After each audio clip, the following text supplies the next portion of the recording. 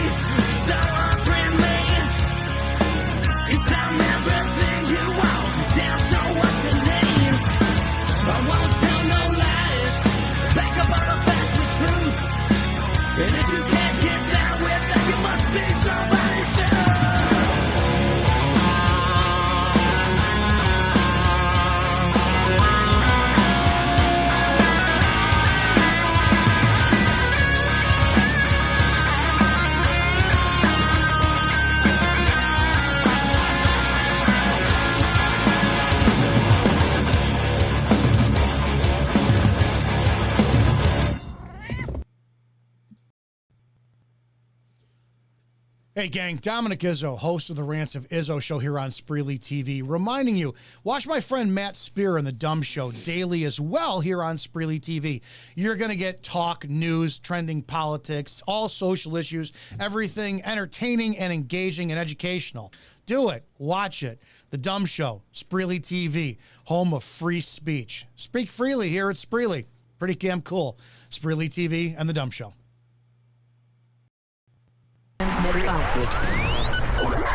This is the Don't Unfriend Me Show with your hosts Matt, Leroy, Amy, Olivia and Mike. Geopolitics, military analysis and election coverage. Coming to you live on the Spreely.tv network and all major social media channels at The DUM Show. Honest, direct, unfiltered. We can agree, we can disagree. Just don't unfriend me.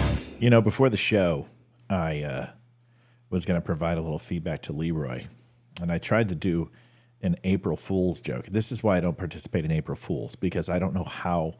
I'm like that person who goes, hey, guys, what's going on? And everyone's like, nothing. Well, you know, I have cancer. What? Are you going to be okay? No, I'm not. It's April Fools, and people are like, "You're a fucking asshole." Oh, we did it one time. Remember back in Albuquerque, we both changed our Facebook profiles to separated. It created that did not go over well with the family. So what I was going to try to do is I was trying to set Leroy up, and of course, immediately the whiskey came out. So I was like, you know, hey, you were a little sour last show, and you know, I was joking around with you, and you just need to, you know, get back to that old Leroy. And I know it was sitting in his craw, and what I was going to do is like 2 minutes in, I'd be like, dude, you just did it, and I was going to make this big funny freaking April, and I can't do it. I don't have it in me. I'm a funny guy, but I don't know how to do. You're a funny guy. I'm a funny guy, but I don't know how to do the April Fool's joke and make smoothie. it. Amy, listen, your attitude on this show sucks. All you're doing is staring off in the corner. You've got this attitude problem, and I'm sick of it. Now either shape up or ship out. Don't you give me those eyes. I'll come over there and knock some. Oh, you hung up on me. You hung up on me? Oh, I'll tell you. Don't you ever hang up on me again, staring me down with a glare that you were for like 2 minutes, pretending you couldn't hear me. I think anyway, I tried to. It didn't work. I love Leroy's background. This one looks really good because it's got the show logo. It's got the moon behind him, and He looks good. You look good. Happy Monday. Thanks, buddy. I got my hair cut. Happy April Fool's. I got my ears raised. I couldn't do the long hair anymore. I just said screw Way this. more forehead now. Isn't it? Well, what do you want, dude? Big cranium, big brain. It's not like you have like this little itty bitty freaking head, bro. Oh no, no. You got no, a size 8. You got a size 8. You were an 8. Yeah. You're on the last freaking run of that cap, aren't you? No. I am too. I do this. I have a size 8 head. And what can you do? But, it's got to match the body, right? It's got to, big body, big head. It all works. Olivia doesn't complain. Leroy Jenkins all the way over to my, I don't know, left, I guess is what it would be right. From you looking at me at home. Leroy, welcome to the show. Welcome to Pacific Tech Smart People on Ice. Name the movie. What? Name the movie. Welcome to Pacific Tech Smart People on Ice. I don't know.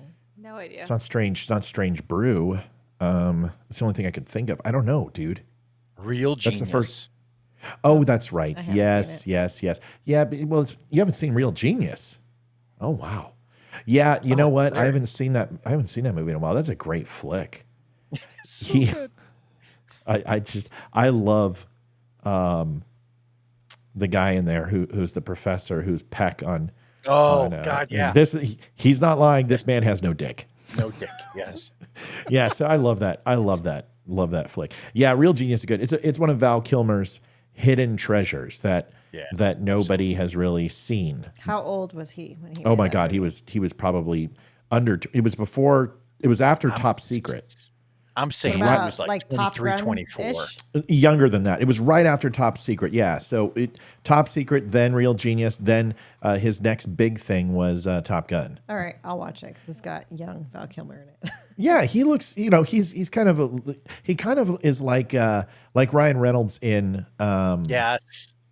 When not Waiting, but Ryan Reynolds when he was in Van Wilder. Van Wilder. Yeah. He looks younger, and he's you could tell he's going to be handsome, or he looks like Patrick Dempsey when he was in the movie, the pizza movie about the gigolo, right? You could tell he's got something there, but he's so young and prepubescent kind of looking. He doesn't have it yet. So kind of like me when I was younger. I don't look even close to the towering stud that I am now. Leroy, what's up? There's a heavy element of him in that movie where he mirrors a lot. You could tell that's where Ryan Reynolds probably pulled a lot of his smart ass inspiration was from that role. Yeah. It's where he wanted to go.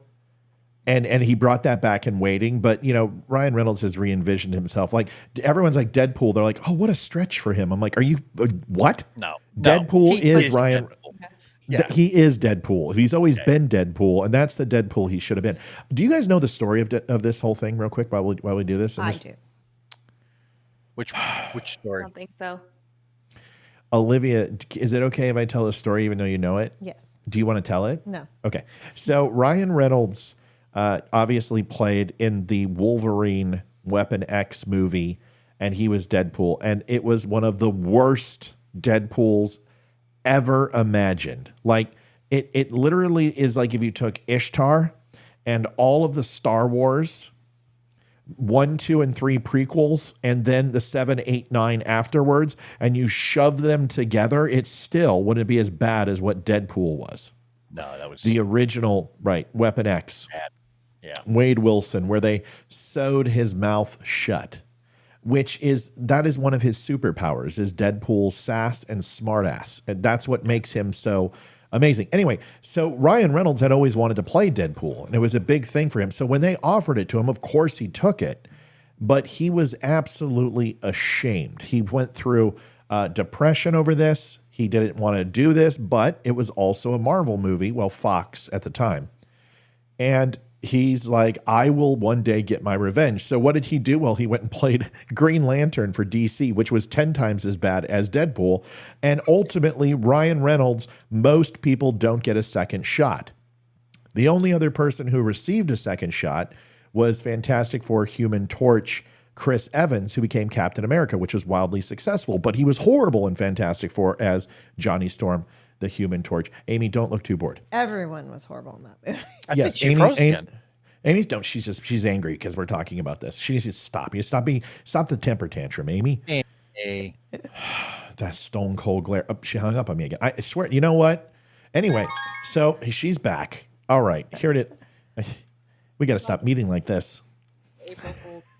April Fools times 2. All right, real quick. So Ryan Reynolds, basically at this point, there was a production CGI render of the opening scene where Deadpool's and he's up on the bridge and he's, Salt and Pepper's playing, and then he goes down and he does the crayons and, okay. So that was a CGI render. It was a horrible render, but it was a pre-release, pre-shot that a production studio did, and it was 100% a test. This was not supposed to be a movie, nothing else, but Ryan Reynolds floated it, got a couple of investors to help with the pre-screen, and it was supposed to go by the wayside. In fact, it wasn't supposed to be released because it wasn't licensed, okay?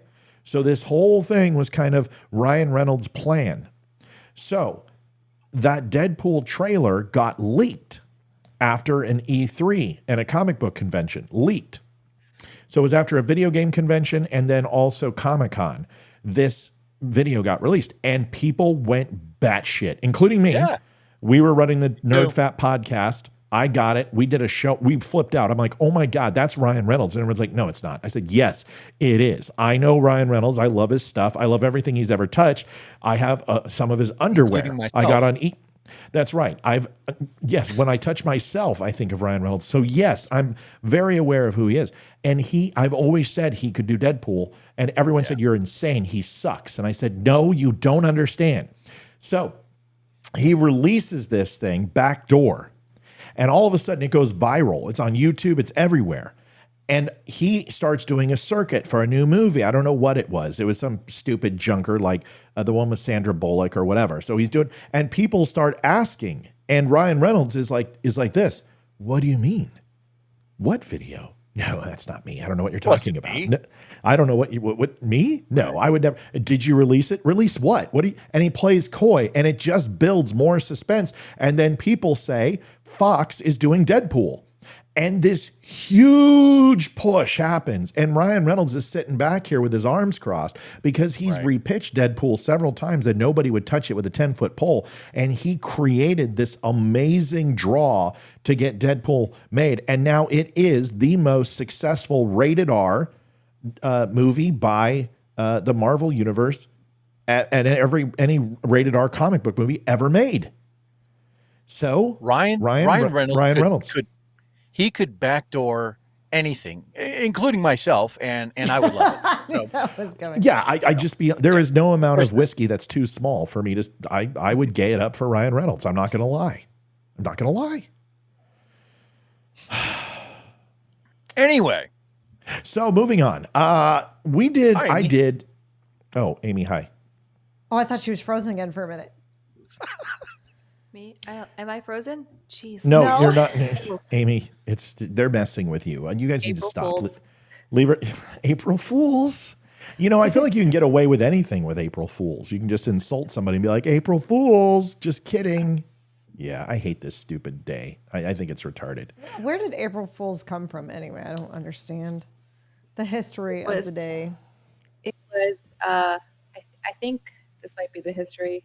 I did research on it once. I can't remember, but it was back in, they had like queens and kings, and they would let the jesters, like the court jesters, become the king for the day. So it was always April 1st. It was April Fool's Day, and they got to. I think they also let like the servants have it, like that was their day off, and like, I don't think they had people waiting on them, but they didn't have to wait on anyone else, kind of a thing. But like the jesters got to like run the show for a day. Well, that's how they would do it. They would give you exactly one day off a year. Right. And then they would behead you after you were done because of your insolence. So, Amy, your poor connection is really bad tonight. Are you doing okay over there? No, I don't know what's going on. Like I keep having serious issues. Let me No, you're okay. Just do a quick reboot. No, I want your opinion on this next one. No, I gotta get you. Let me restart everything again, and I'll be back. How about like this? 2 minutes. How how about we don't do that? How about we just say screw it? Because I want you to see this video and then I want to get your opinion on it. Is that okay? Yeah, I could watch on my phone while I reboot. Okay. Why don't you do that then? I'll do that. Okay. That way I can. You do that. Okay. Hey, do that. Okay. I will. All right. So first topic. Now I know we've talked about this quite a bit, and I don't want to beat a dead horse when it comes to this, but this is a small snippet. Now, everyone here, Leroy, I want you to be honest. You know, am I a Christian? You know what? I'm going to say you're a closeted Christian. You're not sure. There's a lot of questions that you have with God. We all know that. But that's not to say that you're not a religious person or one who's still looking for your personal truth. So I'll go there. I think that's very, very, very accurate and very, very close to dead balls accurate. I think I would not classify myself as Christian-like for sure. Well, maybe that's not true. I mean, I think there's things that I do that are Christian-like, but I wouldn't say I emulate the Christian lifestyle, right? Right. Right. If I went on christiansingles.com, I think I would get swiped to the right constantly. But I find myself defending Christians fervently more than I ever have before. And this is what's funny is this is as impassioned as I can be when it comes to this, because I truly feel, as I've defended the LGBTQ community at times, where I've defended, other groups before that maybe conservatives aren't very happy with. I feel the necessity, and I feel it's necessary to defend Christianity at this place and time, because there is a direct correlation to societal failure and an ultimate decline and the lack of Christianity in our country. I believe that wholeheartedly. This is a video I did earlier, and it was precluded by a statement that I made that we can't talk about the crucifixion. We can't talk about Jesus. We can't talk about the crucifixion on social media because we get flagged for violence. We can't show images of the cross. We can't show the thorny crown. We can't show the abuse and the torture that took place for Jesus. So we have to talk about funny eggs and pink bunny rabbits to supplement the truth about Easter. And once again, I find myself not classifying myself as a Christian, but fervently defending Christianity because I see what's happening. And this was a video earlier today. This was from the morning show. It's a little bit hot, but give it a watch. Don't let us shout from the rooftops of our own homes on social media and tell people about it. We have to talk about a stupid frickin' rabbit and some silly colored eggs. So now you take that away. And eventually, when we sit here and say it's a war on Christianity, and you go, no, it's not. We're not making a war against Christmas. We just want you to have some understanding for some other religions out there. No, that color of the cup doesn't matter. No, it doesn't matter that kids can't have Sunday school anymore, or they can't have an after-school club talking about God. No, they can't do that. No, they can't wear crucifixes. They can't wear shirts. They can't have scripture on their clothing at school. No, they can't do that. No, they can't have a time of prayer and group together and maybe do it before class. No, they can't do it on a football field. No, they can't do it before a game. No, they can't do it in a song, and they can't do it in pledge. No, they can't celebrate Easter. They got to celebrate transgenderism today, because all the eggs in the National Guard and all the kids that usually go out and have a great time, they don't get to do that today. What they get to do is go ahead and focus on chicks with dicks. Yeah, that sounds like a good plan.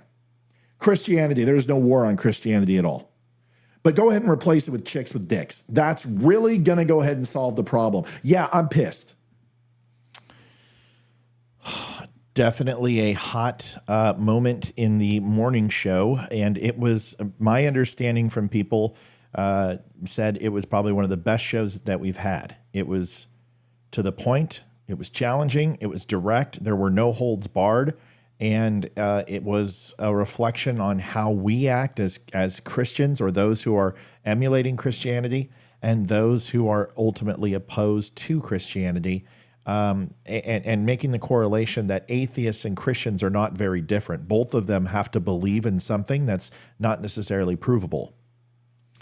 And as we believe, I will say we in Christianity, and that there is something at the end of all of this.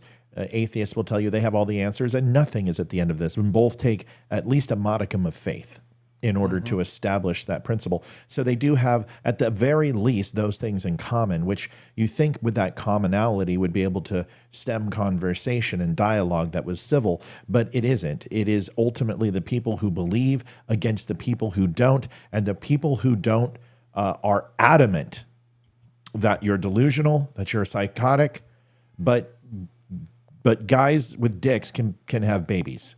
So it's hard for me to understand how people can be pretending to be so rational and to be so irrational at the same time. Amy, I know this is a topic you wanted to discuss, the proclamation from Joe Biden. Let's give it 5-10 minutes, and I wanted to give you the time to talk about it tonight. Go ahead.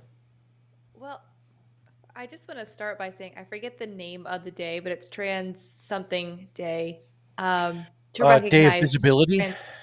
Yes, visibility. Day of visibility. Yes, because the other 214 days aren't enough. I was going to say, I feel like the trans community has visibility 24/7, 365 at this point in our world everywhere.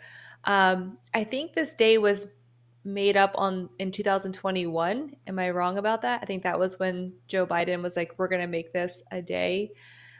Now, the day was established in 2009 and has been for 15 years, but this is the day because Easter, like Thanksgiving, doesn't have a fixed day, of course, that it fell on this day. But let's remember, also coming out of the White House is Cesar Chavez Day. They recognize that. Still no Easter. They've recognized Cesar Chavez. They recognize transgenders, but still no Easter proclamation. I mean, the White House did release an Easter statement, which I think is comical because it's such a juxtaposition. If Joe Biden is such a devout Catholic and the Pope has blessed him and said you can receive Holy Communion, then you wouldn't be advocating for this Trans Awareness Day if that's truly how you identify. No pun intended there. Right. However, as a Catholic myself, I didn't even know about this day until yesterday. I had never even heard of it because I'm not trans. I don't really keep up with that community. I know people who are, they're not trans, but they do like what's it called? Oh my gosh, like the drag queen stuff. I know drag queens. Halloween? Yeah, I don't know any trans people, but I know drag queens. Oh yeah, your one friend who basically hates my guts and has a voodoo doll with my body. Yeah, that guy. Yeah.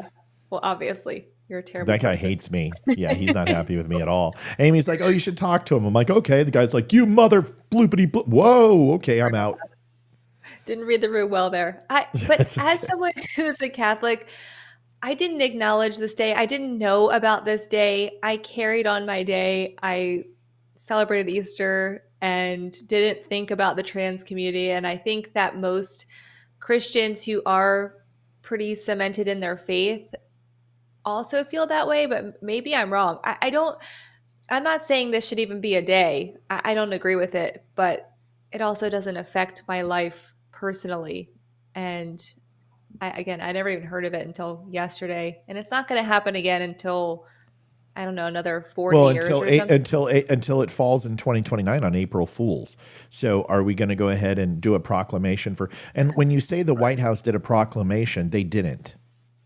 They released something. Then he released an Easter meme or something. I don't know. An Easter message. That's not a proclamation.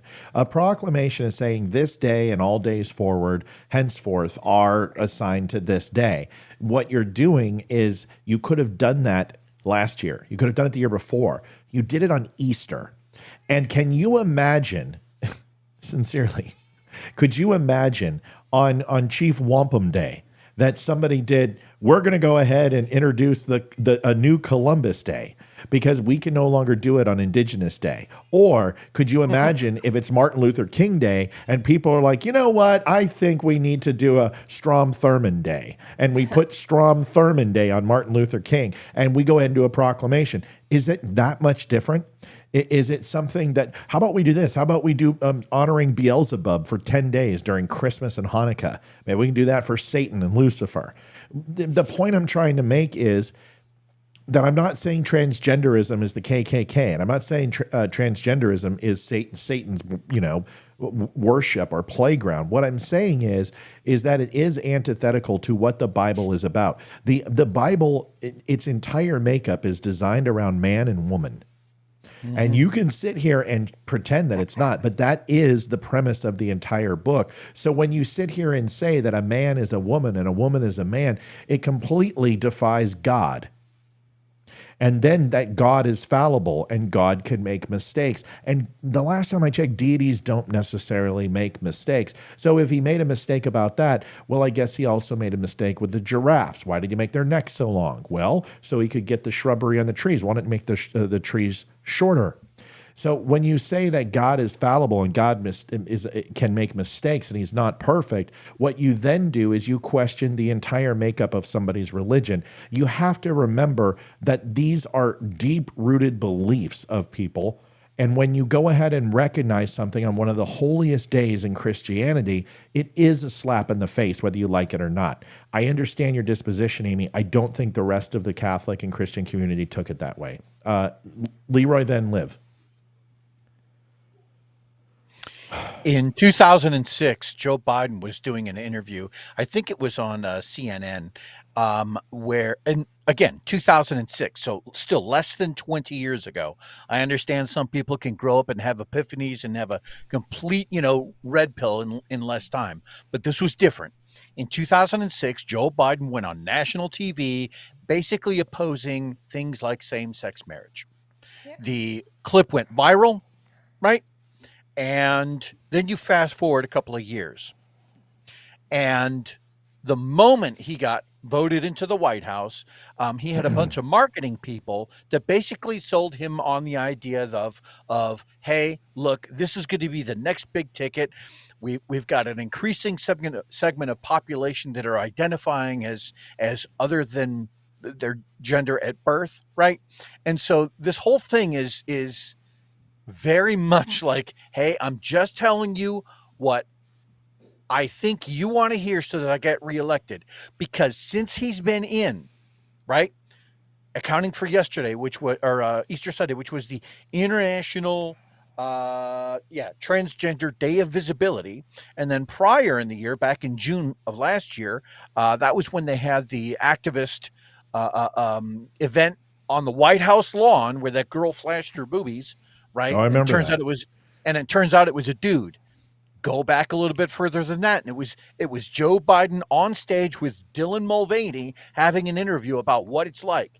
This is not. Hey, what about the guy that got his pipes cleaned in the? Oh yeah. What about that guy who took it like a champ? Yeah. Okay.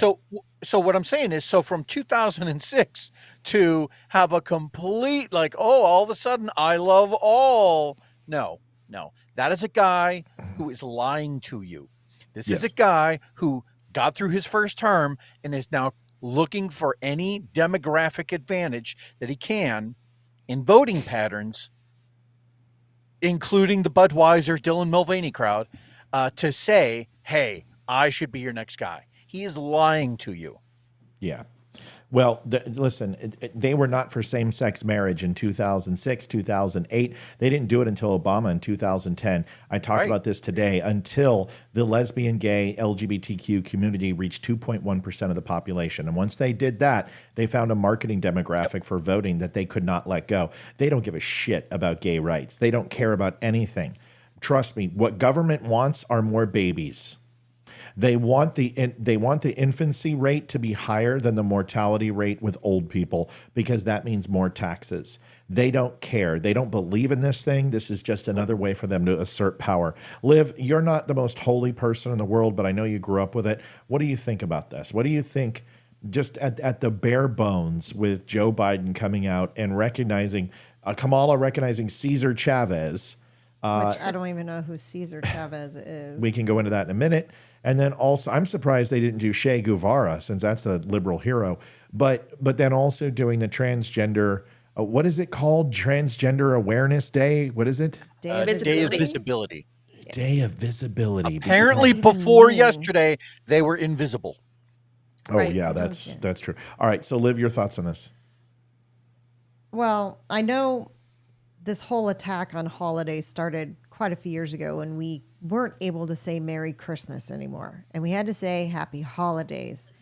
And then we can't even say Happy Holidays because you don't know if they don't even celebrate a holiday at this point. And that pissed me off. I was so upset. And the job I was in at the point, I could not say Merry Christmas. And it made me so mad that I said it anyway to the people I knew. Right. But so this is just along the lines of that. But my first reaction when I heard this was, well, any Christians and Catholics who were on the fence about who they were voting for, he just lost every single one of those votes. Every single one. He just lost them all.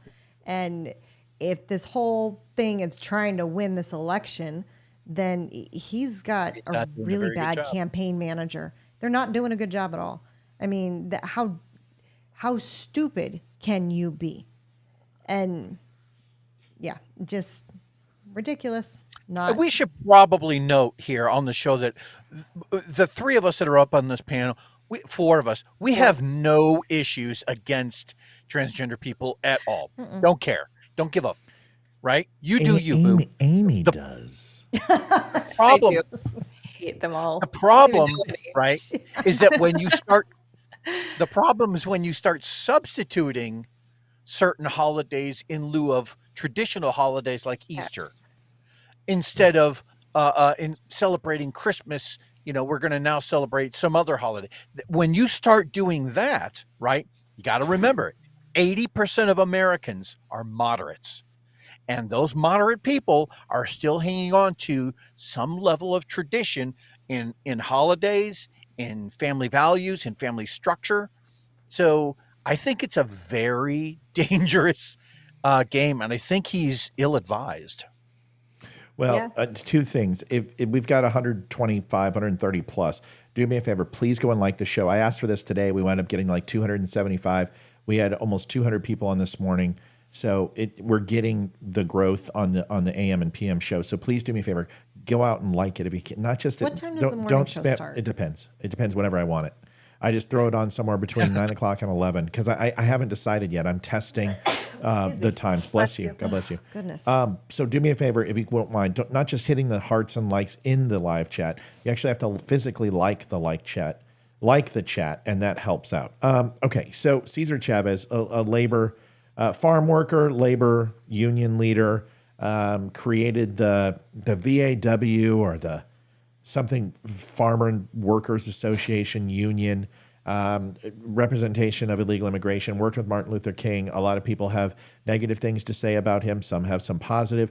Of course, the left emulate how great he is and how wonderful he is, like they do with everybody, because anything that agrees with democratic policy for more power of government, they love those people. Hence why they love Che Guevara, which also threw homosexuals off the top of buildings, but that's neither here nor there.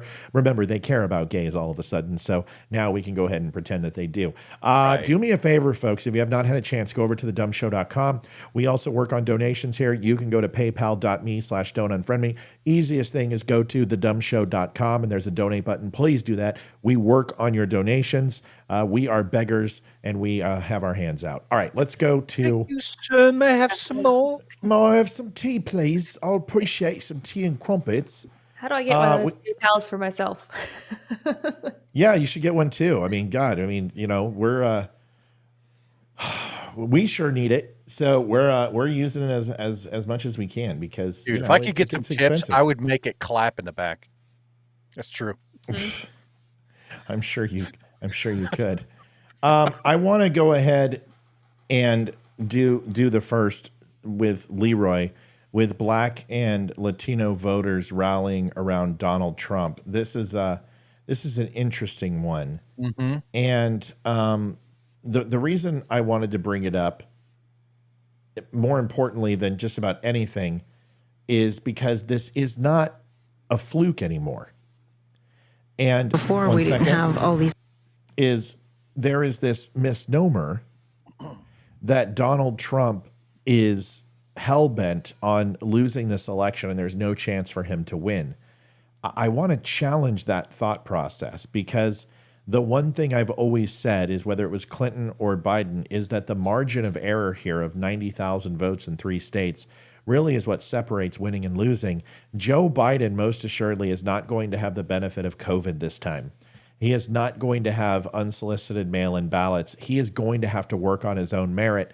He has to make up 50 million vote deficit.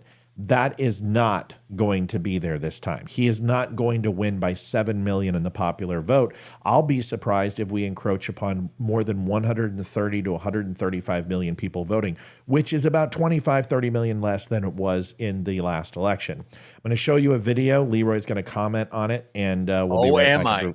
Listen to this. President Trump widening his lead over President Biden. One big reason, the economy. Trump is seen as better. When he was in presidency before, we didn't have all these issues with food prices and gas prices. Inflation, the most important issue. 27 point for Donald Trump. We should see a 10-point advantage for Republicans on the issue of the economy. I think voters have decided the cure for inflation is not Biden. Only 36% believe Biden can make good decisions on economic policy. That's a 20-point drop since 2021. I wonder why. Talking inflation. The overwhelming consensus is going to pop up a little bit and then go back down. 52% of voters say they're worse off financially today than they were in 2020, just before Biden. I think Biden erred terribly with this Inflation Reduction Act, we're calling it, which was really a spending act. 49% bad, 26% good in terms of how people feel about Bidenomics. It's in the cellar. His handling of inflation in particular remains low. President Biden's rating on handling inflation and higher prices is underwater by 40 points. A lot of people think the prices would continue to go up under his policies. Leroy, I'd appreciate it if you would bring in the ladies and do around the horn after you do your initial, because I'd like to get their thoughts on it too. Go for it. It's all you. Okay. So in one of the clips that I had seen, specifically, it was the CNN cast, the very well-to-do, wealthy CNN cast, who seemed pretty much confused. They were flabbergasted as to why Trump was polling better than Biden, specifically amongst people of color, specifically amongst blacks and Hispanics. And at one point, the CNN newscaster is just like, I don't understand. And they seem to speculate, to bring in some experts, and they seem to speculate that it was because of the economy, because of inflation. And I went back through, I looked at Gallup polls, and I looked up at the Statista polls, right? Statista still shows, this is just as of like 3 days ago, that amongst all Americans, everyone that they had interviewed, that the number one issue in America was still inflation. It was the economy. 20% said inflation, 14% said healthcare, 12% said immigration, only 5% said abortion, and less than that, 4% said guns. Then I switched over to Gallup. Their polling showed closer to 35% of Americans felt that inflation was the number one issue. So in terms of that, as I was kind of trying to metabolize why these newscasters were so like, oh, I don't know what's going on.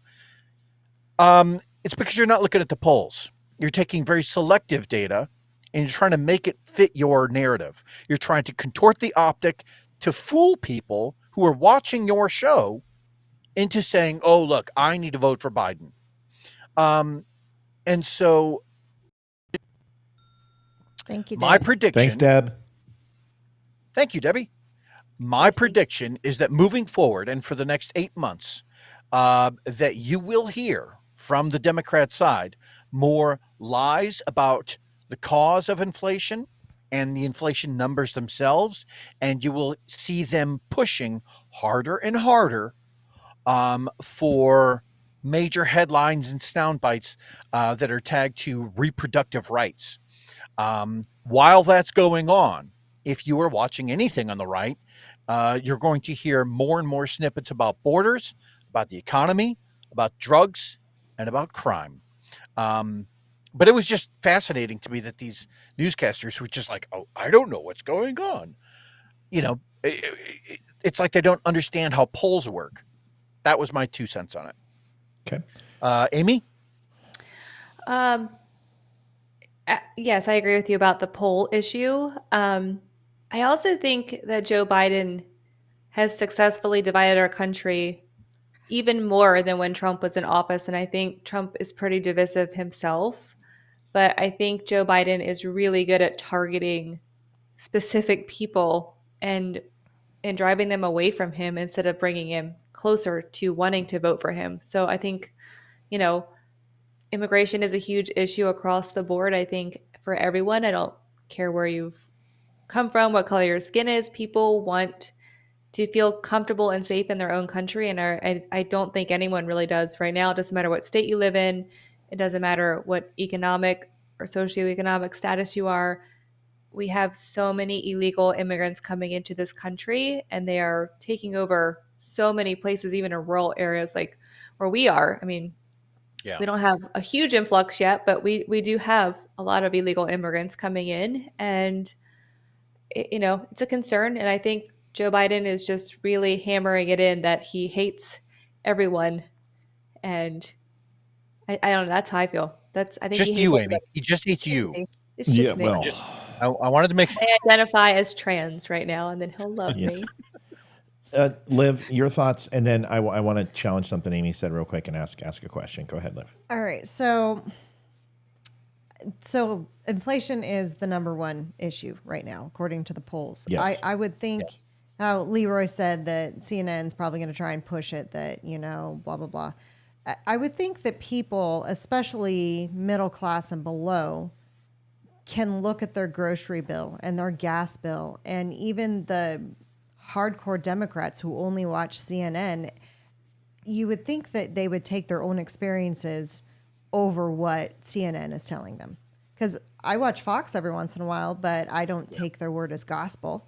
They may say something, and then I'll do my own research or be like, no, that's not what I found out. That's not what I spent at the grocery store this week. So I would hope that people would go, wait a second, I'm spending so much more money on groceries and so much more money on gas than I have been, that they would listen to themselves and not CNN. And that's what I would really hope. And I mean, I know you've got the wealthy class that they don't do their own shopping, so it really doesn't bother them. Oh well, whatever. But for middle class and below, it's hit everyone hard. And I think that's why the Black and Latino vote and polls have gone up for Trump, because I think they were hit the hardest with the inflation, and they realized they were so much better off when Trump was in office than Joe Biden. I'm going to toss to Leroy real quick, and then I want to address two things that we're glaringly missing here. But I also want to come back to Amy's comment. So Leroy, go ahead. I just wanted to address something that Olivia said.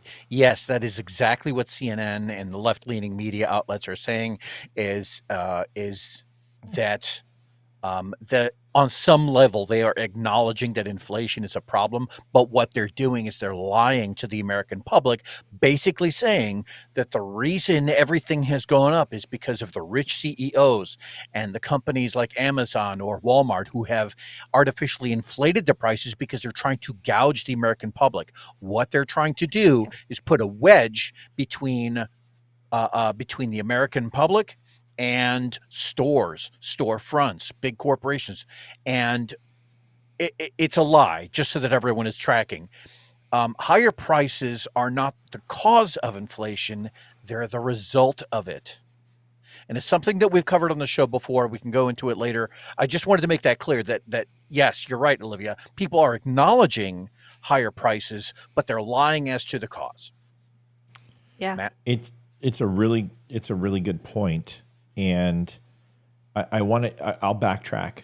So Amy made a comment that Donald Trump created division, or Biden has created more division than Trump, and we would be led to believe that Donald Trump continued the division in this country after Obama. And I don't know if I agree with that. And the reason why is I can't remember one thing that Donald Trump said that singled out American voters. Can someone educate me? I absolutely agree with you, but people still hate him, which creates division, whether he's singling out a party or not. Like, he is creating division because people hate him and they will do anything to not have him in office. And then he's not creating the division. It's a result of him being president. It's a result of people's inability to think clearly and not emotionally. Sure. But I can give you things. The result's still the same. Like, people hate him so much. They hate people who would support him. They hate people who are Christian because they think all Christians support him. So I think there's a lot of division. Well, no. I'm not challenging the division. I'm challenging the causation and the correlation. Is your statement makes it. I'm not saying Donald Trump is perfect. Donald Trump specifically divides people when Donald Trump wants to. When he is challenged, he is a petulant little baby, but he's always petulant against people who decided to get into the ring with him. I have never heard him. The Gold Star family that he went after, they went after him first. And I don't care. If you're going to hide behind your dead child, I know a lot of Gold Star parents, and they get to say things that are very, very poignant to the president or the legislatures that were responsible. Donald Trump wasn't responsible. He wasn't even in office. He had nothing to do with that. Mm-hmm. Because people react to Donald Trump a certain way, let me challenge that thought process, because I just want to give you some numbers, and I want to give you some overall opinions. And it's not that you can't say something, go, you know what, let me rephrase. I'm not saying that. I'm not challenging you in a negative way. But I don't believe the division in this country was Donald Trump's responsibility in any way, shape, or form. In fact, it's absolutely the opposite. If we take a look at why blacks and Latinos, there's two reasons that nobody has mentioned. One is our reaction to COVID and how it impacted the African American people. And two is the border. So let's explore those two things. What are the two major things for African Americans and for Latinos? Latinos is most assuredly legal immigration, their ability to raise money for family left behind in Mexico, South America, Honduras, all these other countries. The ability to get in legally and ensure that their rite of passage is respected and honored, and that other people also feel the same. Because if you look at the numbers as far as legal immigrants and how they feel about illegals, the anti-sentiment for illegals is actually worse with legal immigrants than it is with naturalized Americans who've lived here for a generation or two or three or four. It is absolutely palpable inside the Latino community. They do not like illegal immigrants, and they are very adamant about that. Yeah, it's comparable to the whole, we're going to pay for your college, and all these people who already paid off their loans going, why the hell do I have to pay off your loan when I already paid mine off? Excellent example, Hunt. That's beautiful. That is better than I could have put it, and you've explained it where a bunch of white people can figure it out. That is absolutely right. So when we look at the Latino vote, they understand that Democrats are all about having a porous border, open borders, not reconstructing immigration. They know Donald Trump offered them 1.7 million illegal immigrants to become naturalized. They offered them DACA. All he asked for was the border wall, and Democrats said no. So this whole thing that Republicans are stalwarting, this America First border bill, which basically is Israel, Ukraine, and 16 other countries and their border bill, they're not buying it. So that's why Latinos, I truly believe, but also they are Catholic. And they also recognize that there is a very strong push to destroy family values. This whole focus on transgenderism, the whole focus on taking down God is not okay with Latinos. They are not okay with it in any way, shape, or form. Those are the two things. But when we look at blacks in particular and African Americans, there's something that African Americans feel more prominently than just about any other race, color, creed, sexual disposition, or demographic inside the United States. And that is their distrust for the government. And they have every single right to feel that way. From Tuskegee, from crack cocaine, to unfair criminal justice laws, to reverse discrimination, to what they have done in the modern day slave plantations in the inner city. We can go on and on and on that African Americans don't trust when it comes to the government. With COVID and the reaction, surprisingly enough, the number one issue where whites and African Americans have come together since the Civil Rights Act was their reaction to COVID. They didn't like the masking. They didn't like the shutting down of their businesses. They didn't like the forced vaccination. And African Americans stood in solidarity with most people who were kind of like, you know what, let's wait. I don't want to do this. That creates sinew of a relationship, common ground and commonality. The way that the government handled it was inappropriate. Now, they don't love Trump for the way he did things, but they also understand that there was a honeymoon period in this process of trying to figure out what's going on. But the one thing that Donald Trump did do is the contract with Black Americans. That contract laid out 16 points of the things that he was going to focus on and do for African Americans that he fulfilled for them. I believe with people like Ice Cube, people like Snoop Dogg, people who are coming out and are publicly supporting him and saying this is what Donald Trump did, we have to move away from liberal policies that have kept us under the thumb of the government for 75 years. This is a revolution inside the African American community, even if it's only 10 points. That is monumentally bad for Joe Biden. So I wanted to add a little bit of perspective. That is why when people say Donald Trump created division, I say no. I believe that Donald Trump tried to bring people together. That's why he had a 73% approval rating during COVID in the first 3 months, that he was trending at a 52 overall approval rating, highest that he had in his presidency. The economy was better. Blacks were making more money. Asian Americans, Latinos, women. We were expanding and shrinking the overall net pay for Americans, and the joblessness rate was going down at all times high, 75-year lows. We were seeing stock market booms, peace in the Middle East. We were seeing the caliphate destroyed with ISIS. We saw USMCA come abroad. We saw veteran reform. We saw things that were absolutely impacting us in a positive. And I know I'm going on forever, but I'm just telling you, I don't think Trump created division. I think people wanted the status quo, and they were being lied to by the liberal media that Donald Trump was evil, and that is what created the division in America, not Donald Trump. That's my opinion. You have a question. Go ahead. There was a question. There was a couple of questions. Can I throw one out real quick? 15 seconds? Okay. Yeah. Joseph Hillstrom had a question specifically to me. He said, Leroy, what is the cause of inflation? Is it Trump's fault? Yes and no. To some degree, most of the presidents do carry some blame as far as inflation. When you're talking about the company making that division though between companies and Uncle Sam, that has to be known.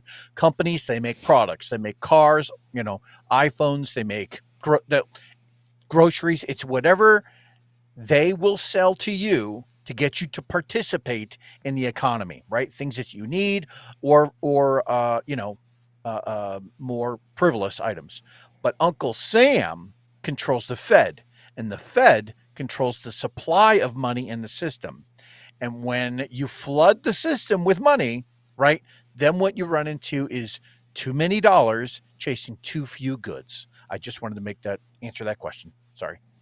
Go ahead, Liv. All right. Kat Elkire. I think I pronounced that right. Sorry if I didn't. Why does our government think they can stick their nose in Israel's business? And why does Mexico think they can stick their nose in our business? That's a good question. Well, that is a good question.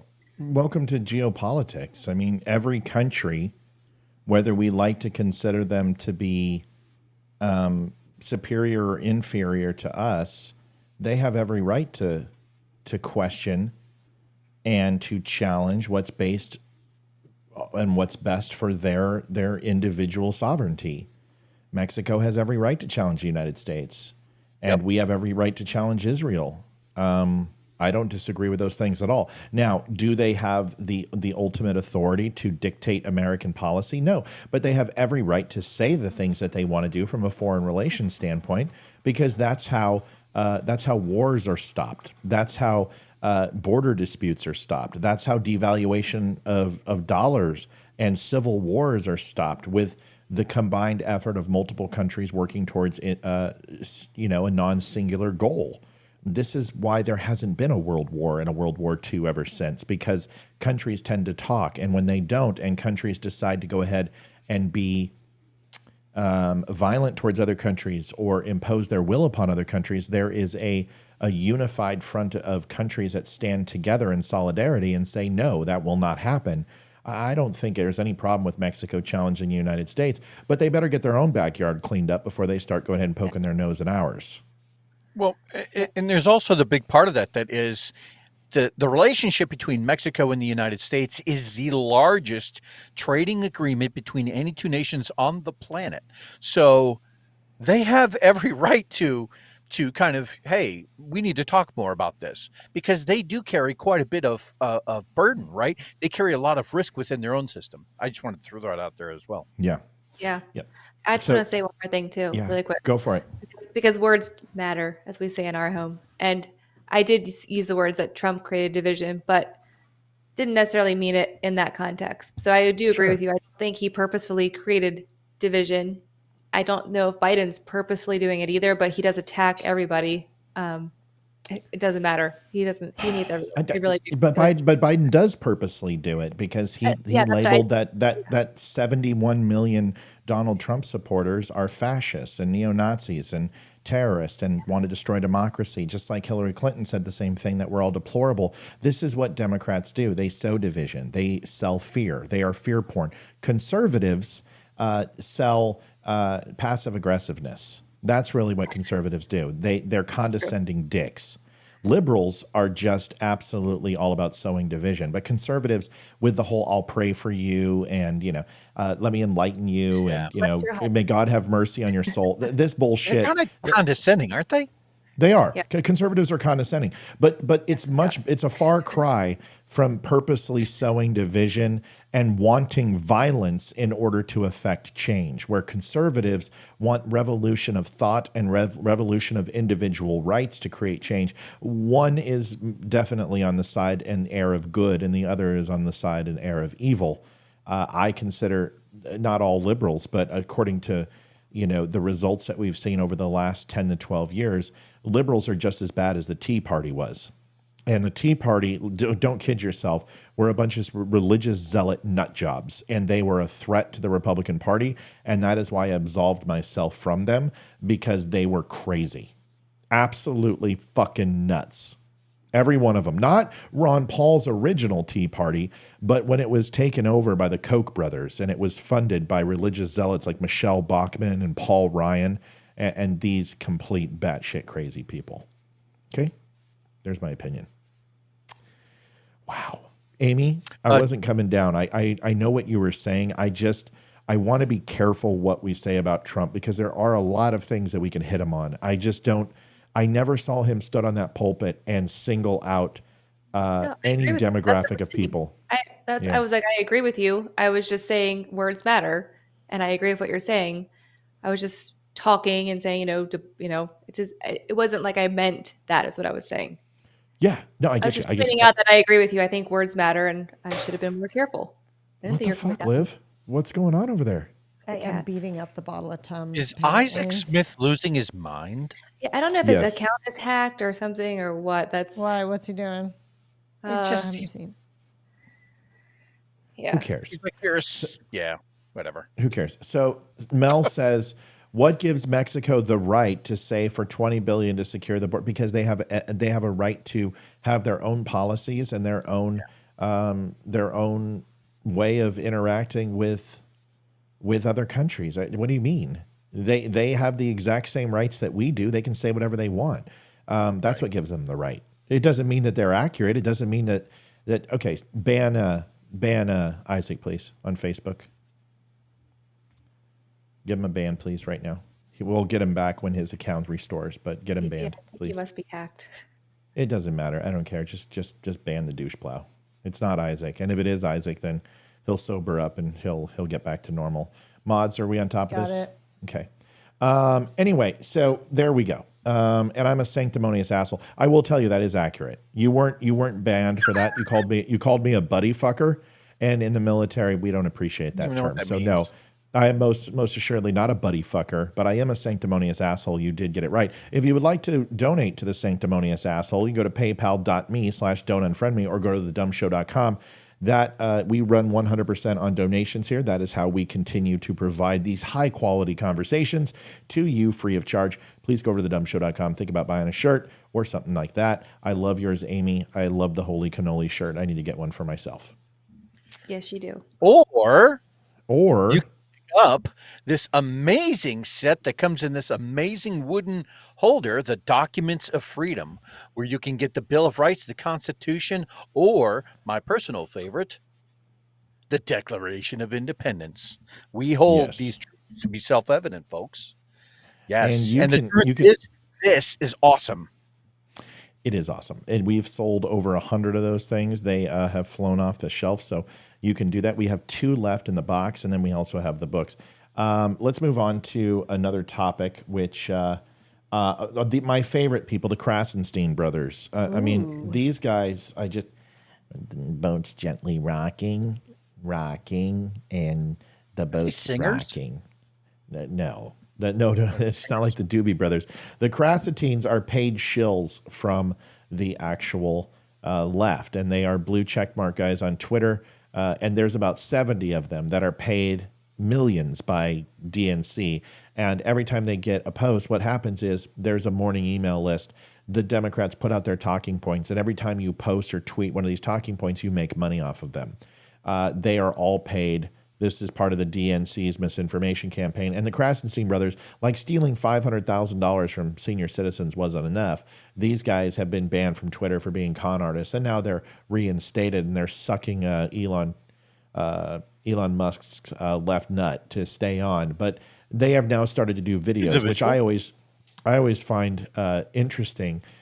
Because these guys are worth a lot. They've got a huge channel, and their videos are just absolutely fucking horrendous. I mean, cringeworthy. We're going to watch one right now. So certain people in certain classes in this country. Bear with me as we play this video as the boat is gently rocking.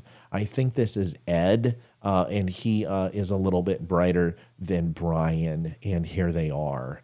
This is why I hate April Fools. Listen to this shit. So I expect to get a lot of hate, a lot of outrage over what I'm going to say, but it's something that I really feel I need to say because I think it's something that is in line with the Constitution. I think a movement needs to start around this idea, and I think more people need to start talking about it.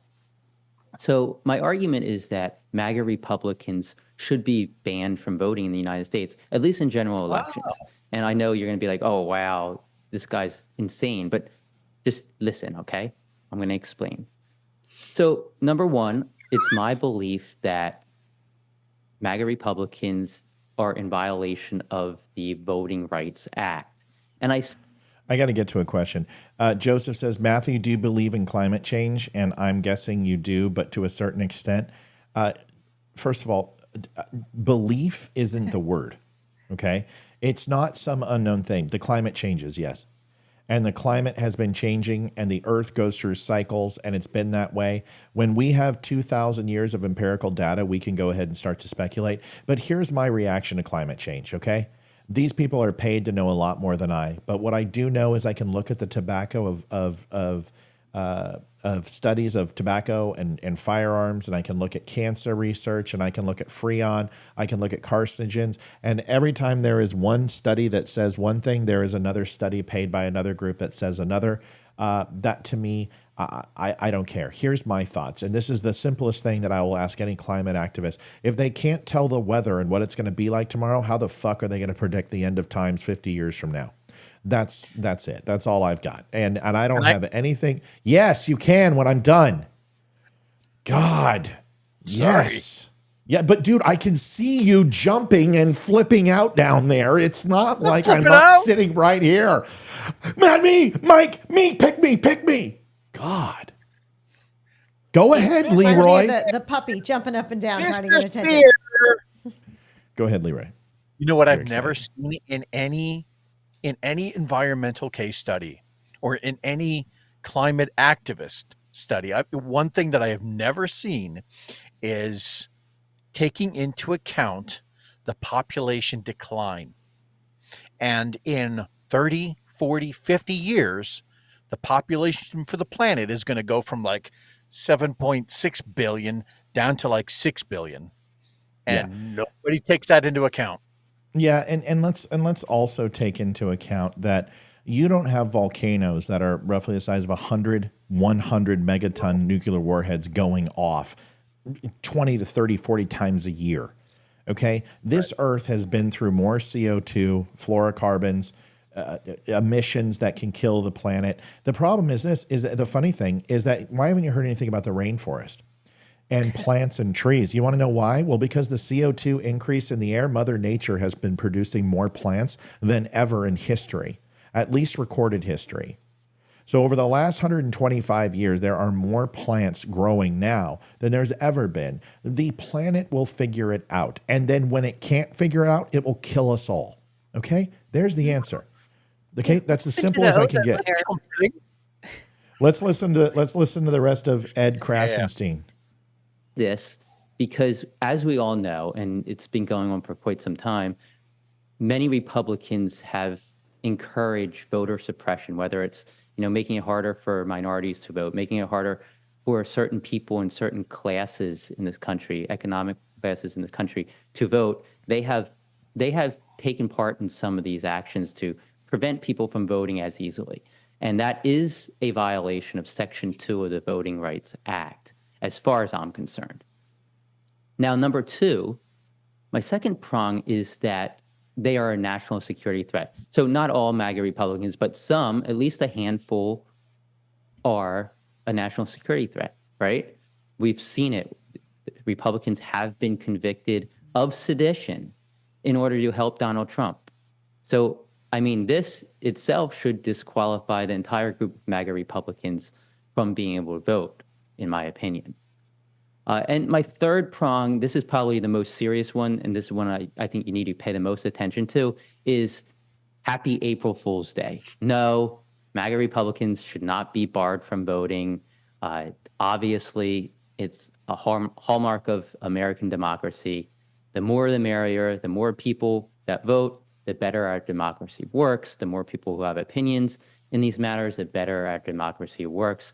Like I said, a movement should start around this idea, the idea that we should all celebrate April Fool's Day. Hope I got you. Happy April Fools. Okay. I'm going to, Scott, I'm so funny. I'm going first. Listen to me. You can say that is not how you feel. But the reason why that's not funny is because everyone knows that's how every single liberal feels. You just said the quiet part out loud through the guise of April Fools. Mm-hmm. You just went ahead and joined the KKK rally because you could wear a hood and nobody would know who you are. That is you just saying exactly the truth, then throwing April Fools at the end. Because I will tell you, most people stop engaging in the first 15 to 10 seconds of a video, and it is absolutely apparent for all the hundreds of thousands of people had said, yes, absolutely, good idea. Let's kill them. Let's hang them. Let's deport them from our country. So this is why I hate April Fools, because all it is gives you carte blanche to be a dick. That's the only thing April Fools creates. Ed Krassenstein and Brian Krassenstein are complete shills. They are fence riders. What they do is they go ahead and do engagement farming. They say shit like this, and then they go ahead and comment on the first 10 comments. If anyone watches my threads, I don't care whether it has 1 million people in it or whether it has 5 people in it. I engage with everybody. If you tag me, you get a reply from me. I am not afraid to have conversation. These guys just get the first 10, get it going, get the conversation, stir the pot. They are complete shills, and they have the personality of a fucking elephant's thumb. I can't. This guy, every time he talks, I just want to punch him in the face. Not because of what he's saying, just because it would make me feel better. I don't know what else to say. And Liv, do you want to go? You've been dealing with the Krassensteins with me for a while. Bueller. Bueller. That's all I think about when I hear him talk. His voice is like nails on a chalkboard. Olivia, I think you're being a little rude to me. I don't understand what your problem is. I'm a very talented person. Amy, what do you think? Is Ed the one when he goes out in sunlight and his skin shines like diamonds? Ed pitches.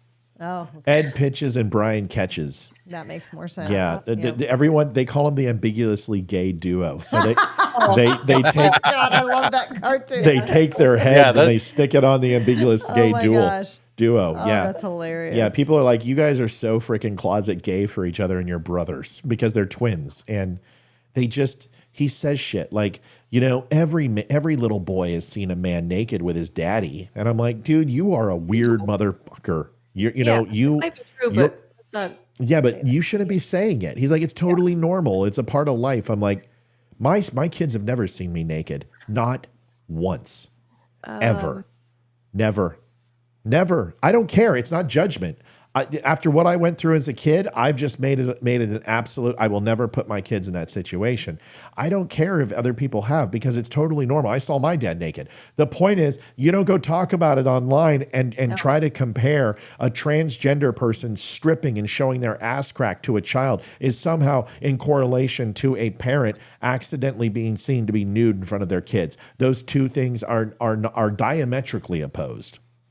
Yeah. Anybody else want to talk about this guy, or can we move on? I just would, Leroy, just real quick. I just wanted to add something. What he was doing is that classic bait and switch. It's that classic. The GOP wants to restrict your voting rights, and the Democrats, we're all for inclusivity, right? But I'm going to point something out. If you go to women's suffrage, which is the nfrw.org, the very opening paragraph, the Republican Party pioneered the right for women to vote, was consistent in its support throughout the long campaign for acceptance. It was the first major party to advocate for equal rights for women and the principle of equal pay for work. And then on another tidbit, right, the Republicans wrote and passed the 15th Amendment that allowed Black Americans the right to vote, and no Democrats voted for it. Not one. So when you have asshats like this that are basically trying to twist the truth on you, you need to be aware of history so you can call these assholes out. That's all. Yeah. Bueller. This is what happens when you go ahead and steal 2 Justin Bieber accounts that were fan accounts and then go ahead and stick your name. That's what they did. They bought 2 Justin Bieber accounts that were fan accounts and used them, changed the name, and then have just been farming interactions ever since. He released his royalty check. One time he was bragging. He's like, I made $11,000 with Twitter, blah, blah, blah, blah, blah. So I just sent him my highest month on Facebook, and he blocked me. I'm like, that's a cute check you got there. So anyway, he's just a giant douche, And here's the thing: he sits here and he talks about God all the time, and he talks about Christianity. He's Jewish, and it's hard for me to sit here and you saying, oh, it's no big deal about the transgender day. Well, that's because you don't necessarily celebrate Christ and don't believe in Christ. And so you really don't get a conversation about this, right? That's like a Klan member going ahead and getting a say on civil rights. I'm sorry, you don't get a say. I'm not comparing Jews to Klan members. What I'm saying is, if you don't believe in something, you don't really get a say. That's not the way this works. You don't get to speak on Christianity when you are not a Christian. I don't know. I don't agree with it. Just like I'm not going to sit here and talk about Hanukkah, or I'm not going to talk about Jewish traditions. I'm not going to talk about the Talmud because it's not my religion. And if somebody else is a practitioner of that aforementioned religion, I'm going to listen to them. I'm going to assume that they're the foremost expert in this, not me. So I really don't want to hear his opinion. And don't sit here and pretend that that's not exactly what you feel about MAGA. I mean, this guy went on vacation in Florida Beach and he took pictures of people who had Trump flags at the beach and, was calling them terrorists and shit. I mean, we know this is how you really feel. Why don't you this is the problem. Why don't you just be a man and say it? Just say it. For God's sakes, we all know about it anyway. You have a question, babe. Yeah, go.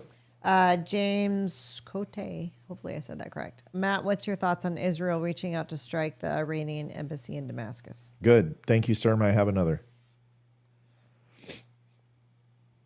Listen, the Middle East has been a hot spot for 2,000 some odd years. It's about time we get down to business. Let's get to it. Let's have the war that we need to have. Let's let them go ahead and settle it out because it's foretold anyway. So if you're a Christian, it's coming anyway. And if you're not, we're sick of hearing about it. They need to like just let them put some ships all around it. Let them just go at it. And let them have their little war that they want. No, I don't know. I mean, listen, Israel, I told you, Israel's going to do what Israel wants to do. Right. They have a nuke. They can get away with anything they want. I don't know what to tell you. Nobody can take out Israel before Israel can take them out.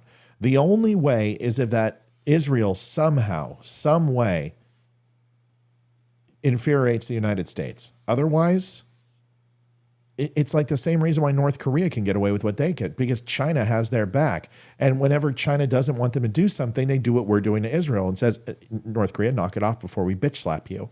We're doing the same thing with Israel. They're our proxy. Leroy, you tell. I don't want war. No. But I don't want terrorism either. And you got to take it out at its heart. But Leroy, go ahead. Well, what's the old adage that war is a continuation of politics by other means, right? And so when you start getting into this idea that Israel might be reaching out for help, or that Iran might be reaching out, it calls into question this whole idea of proxy wars. We very well may end up in a situation within the next couple of years where things have gotten so bad over there that, God, and I hope Benjamin Netanyahu does not watch the show, where Israel may look at some place like Karg Island just to say, look, we're about to remove you from the ability to participate in the world economy, right? If they do that, that could in fact trigger Iran to say, all right, well, game on, and we're going to launch something that, we're going to try and make Israel glow. I could see this spiraling out of control. And the fact that you have other countries that are kind of aiding each other with these proxy wars, not unlike what we're doing in Ukraine, or not unlike what Iran is doing wherever they want to wage terror. It's just a dangerous game. War is bad, and I really wish it didn't exist, but unfortunately, there will always be countries who are either fighting over policy or resources, or both. Listen, Iran is the state sponsor of terror in the region. Iran is not a good country. No. The people are, but the people have stood under this rule for 70 years without revolt. They have allowed themselves to be led by the Shah, the cleric, and the Ayatollahs. Ayatollah, clerics, and Shah. They have allowed themselves to be subjugated. They have not stood up for themselves in any real way, because there is the Iranian police, which will come in, snatch you, torture you, and ultimately kill you. This is common practice in Iran, and the people there are under totalitarian rule. The only thing that is going to free Iran are Iranians. You're not going to get help from Sauds. You're not going to get help from Egyptians. You're not going to get help from Kurds or Shiites or Sunnis. You're not going to get help from Hezbollah, the JIB. You're not going to get help from Hamas. You're not going to get help from the IRGC. Because the only thing that those terrorists care about are killing Jews. They don't care about Iran. And even though Iran is their proxy, it's the end that justifies the means. Like Israel, Iran is alone. And the whole reason why Iran run that proxy was to interrupt Saudi Arabia and Israel having a peace treaty, because those are the two biggest kids on the block. And it behooves all of those terrorist groups to have Iran and Saudi Arabia not like each other. That is why October 7th happened. Don't give me this bullshit. It was a bunch of freedom fighters. They were interrupting the peace talks that were taking place with Saudi Arabia and Israel, like they've done a million other times that peace talks have been attempted. So if you're going to ask me a question, I love you, buddy. If you're going to ask me a question, should it happen? I'll tell you what's going to happen if it doesn't happen. Somebody needs to address Iran's capability for a nuclear warhead and the delivering of such, like Leroy just said. Because if you don't, they will park a warhead in Israel. And then you have World War III. And it ain't no World War III of Vladimir Putin getting close to Poland and NATO gets involved and they have a quick conflict and then draw the lines of demarcation and stop fighting. You're talking about warheads traversing in the night. Because that is one thing you can't unfuck. The moment you drop a nuke, you will rain holy hellfire, because I'm telling you, the nuclear protocols that are in place do not equate accidents. They do not equate one country acting alone. Every nuclear protocol for every country who has the ability for intercontinental ballistic missile launch is full annihilation of every single country that would oppose them. That is the nuclear protocol. There is no discretion with nukes. And if I'm being full of shit, Leroy, or if I'm going overboard, let me know. No, you're spot on. Spot on. And you know, it really does call back to, I mean, and I know people are probably going to hate this. Matt and I are huge movie nerds, and one of those movies that I always call back to whenever we're debating on nuclear policy is Crimson Tide, right? And it's just one of those things where the XO and the CO didn't agree with how they were going to be deployed, right? And they have this kind of intellectual debate about nuclear weapons, and XO was right. It was played by Dan Zell. He's like, look, the true enemy cannot be destroyed in a nuclear when you're talking about nuclear war, because it's the nuclear war itself that is the enemy. And that was just one of those things we wish we could have never invented, but we did, and now we can't walk it back. Honestly, I disagree. I think the invention of the nuclear bomb has created more peace on this planet than ever has before. The problem is somebody goes ahead and gets it who we don't want. There's a comment in the section that says they have a nuke. Iran has a nuke. According to all intelligence assessments, that is absolutely 100% unequivocally false.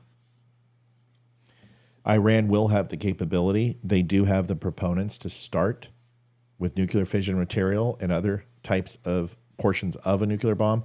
But as far as they have everything but, they have the ICBM. They tested that, 2.5 months ago, and they had a positive test for an intercontinental ballistic missile, at least a short range and intermediate ICBM.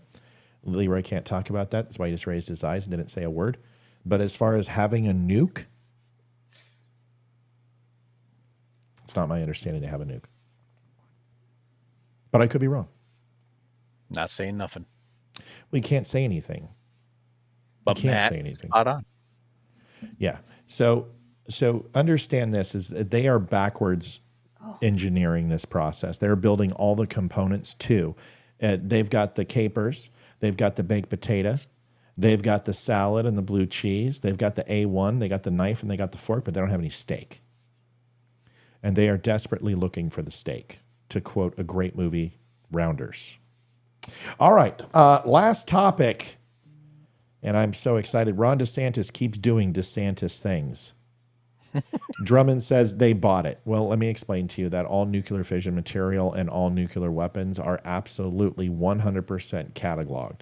If you believe that they bought it, then you can just tell me which country sent it. And I promise you this, if you want a declaration of war, a foreign country selling a nuclear armament to a terrorist country, the United States would have invaded that country already. And so would have all the NATO-line countries. So would the UN.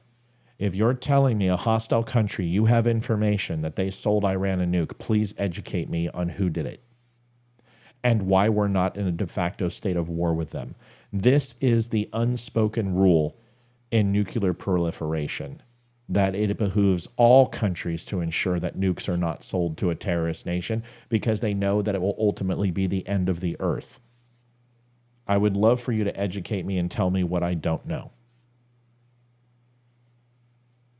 Leroy, do you have anything you want to add to that Iran? Not even touching that one. Okay. They bought it. From whom? How much did it cost? All I hear is Ferris Bueller in my head. Was it more than a Tesla? Did they use the $150 billion we gave them? Yeah. Right. Yeah. An open market nuke. Let me explain to you. I don't even know if you understand how many billions of dollars the United States has spent trying to stop tow missiles, trying to stop surface-to-air missiles, trying to stop the sale of Kalashnikovs, artillery rounds. We have spent an ungodly amount through annex and CIA annexes purchasing black market weapons off of the market.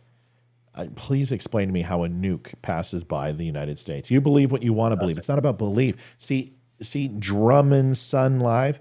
It's not about what I believe. See, you're talking about belief based upon your personal feelings. What I'm giving you are intelligence assessments. What I'm giving you is that if a nuke was sold on the open market by a country, the United States would go to war with that country. I don't think you understand how airtight nuclear weapons are kept. I just don't think you understand how serious what you're saying is. So it's not about belief, because I don't base my opinions on emotions. I base it on fact. So unless you have some sort of intelligence report that one current and one X and another current, three of us who worked in intelligence, three of us who talked to multiple agencies who would obviously convey this in one way, shape, or another. Some media outlet would get a hold of it. An embassy would link it. Another foreign government would leak it. And let me tell you this, if Iran had a nuke, they would have used it already. I don't think you understand the conviction of Iran when it comes to having a nuclear weapon and using it. They are one of the most serious. Where North Korea is just gumming the whole thing, Iran would actually use it. Leroy, you can talk about that. If you felt that Iran acquired a nuclear weapon, how long do you think it would take them to actually park it somewhere where it would do a serious amount of damage? That would be measured in terms of weeks. From beginning to end, they would figure out how to deliver it, and the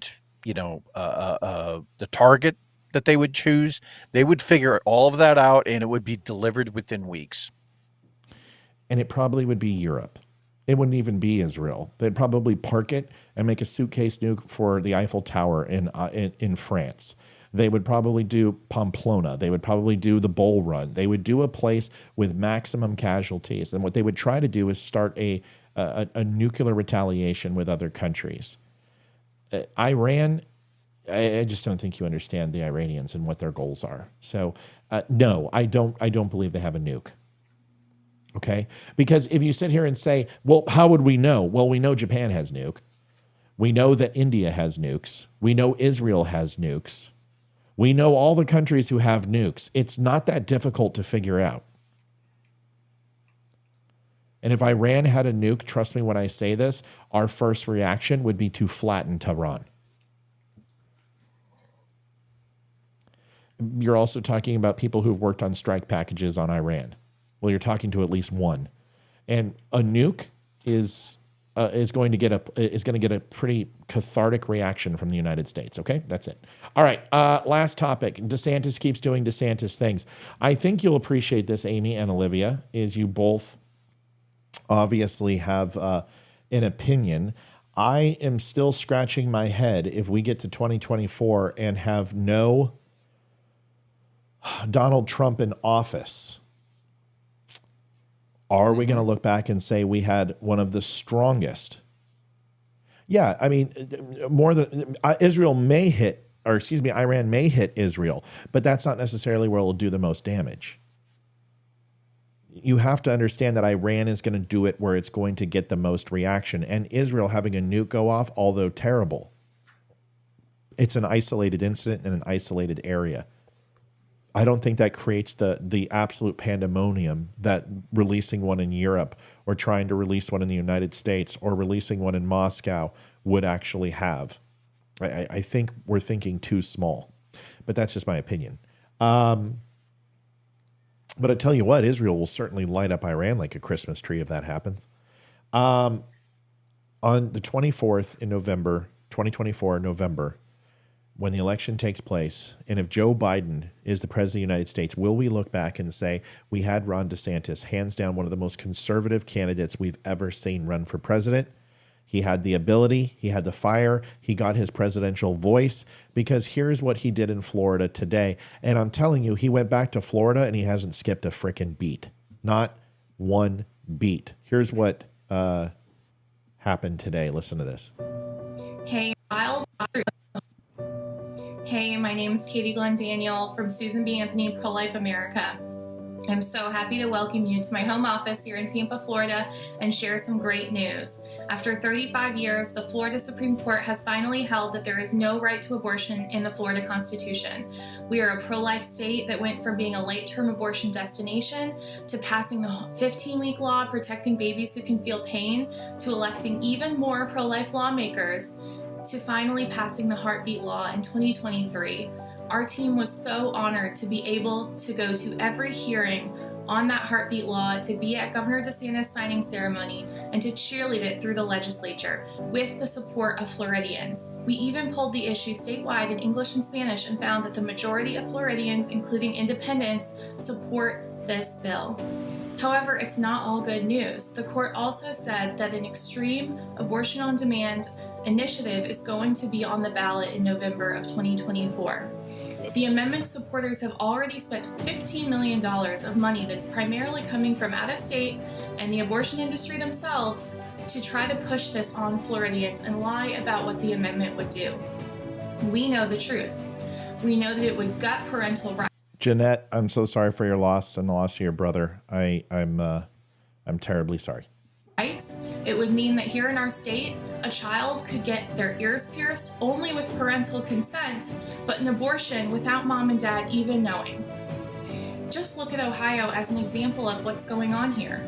Planned Parenthood and the ACLU said Ohio was just going back to Roe. It was no big deal. When in reality, on Good Friday last week, they spent the day filing a lawsuit to get rid of all of Ohio's informed consent laws, which have been on the books for decades. This amendment is extreme. Ohio is our example, and we're going to spend the next few months speaking directly to Florida voters about how high the stakes are. We finally got our heartbeat law in place. We can protect babies whose hearts are beating very soon, and we need to defend their rights and their mothers.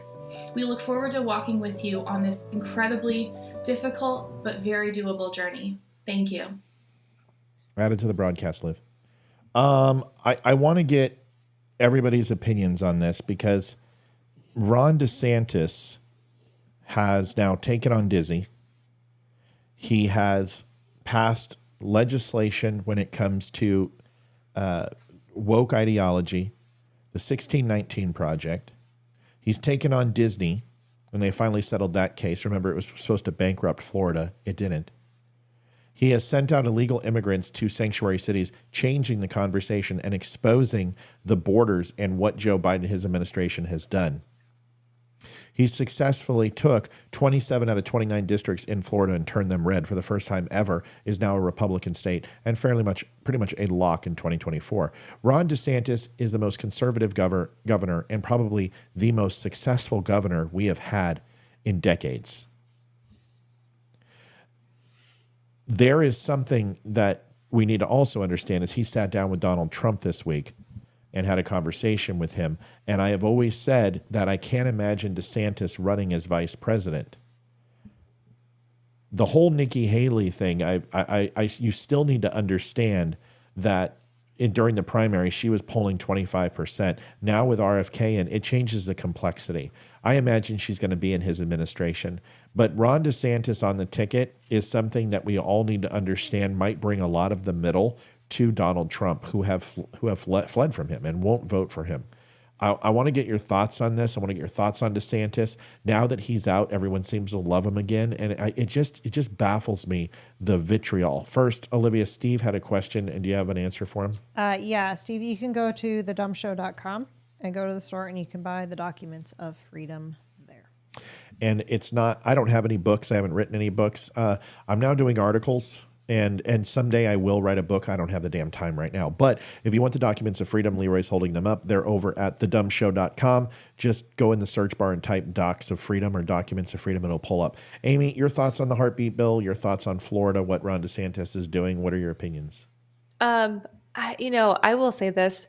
I always liked DeSantis. Even when he was running, I don't think he was the strongest candidate a lot of times. I think a lot of times he was during the debates, but sometimes he didn't do great. But we all kind of, I think, saw that going into this election. We kind of knew who would fall off and where. I personally am very much a pro-life person. I'm not shy about that. So I think this is excellent for Florida. I wish I could move to Florida, honestly. The weather's better and I'll go with you. I'll go with you.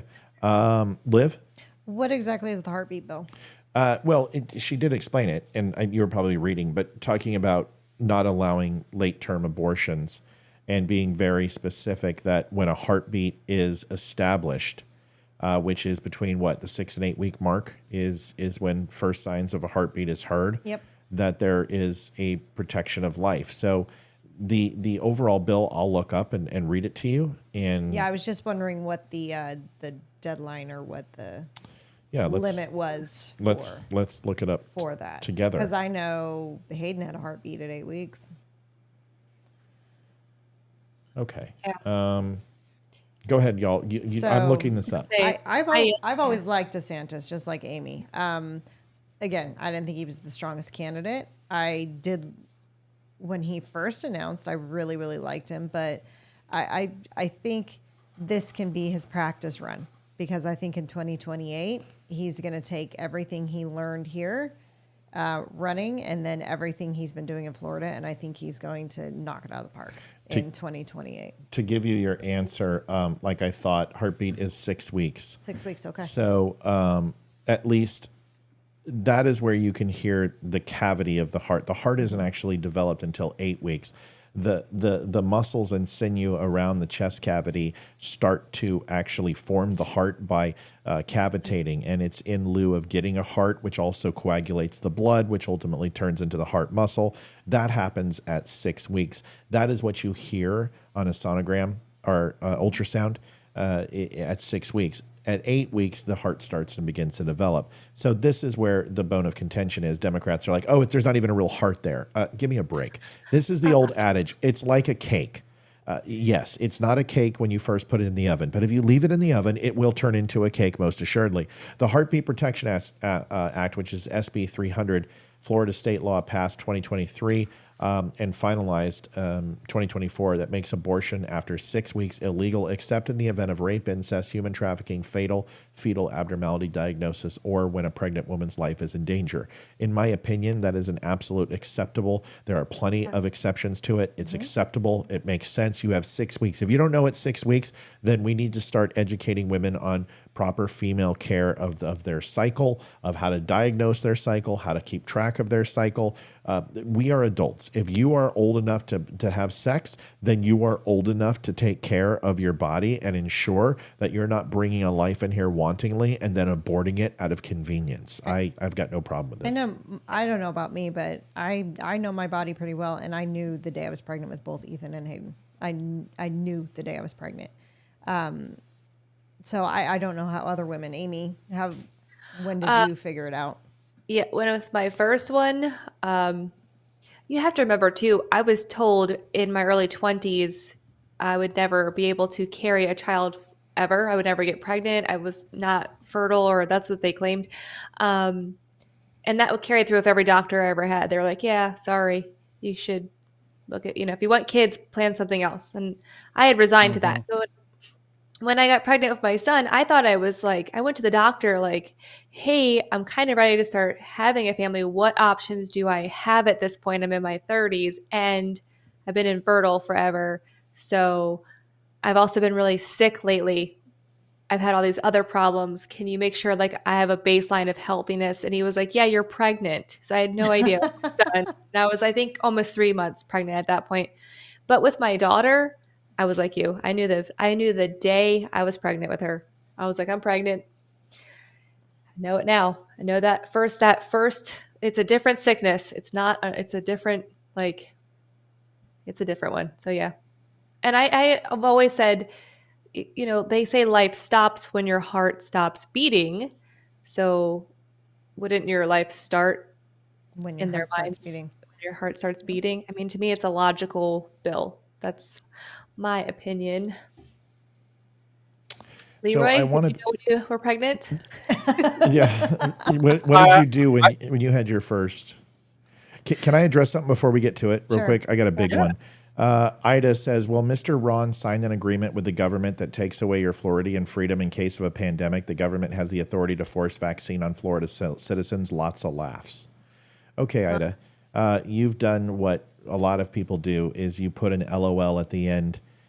So I consider you're trying to mock me. So this is how I read things. Yeah. So I'm going to go ahead and laugh at you.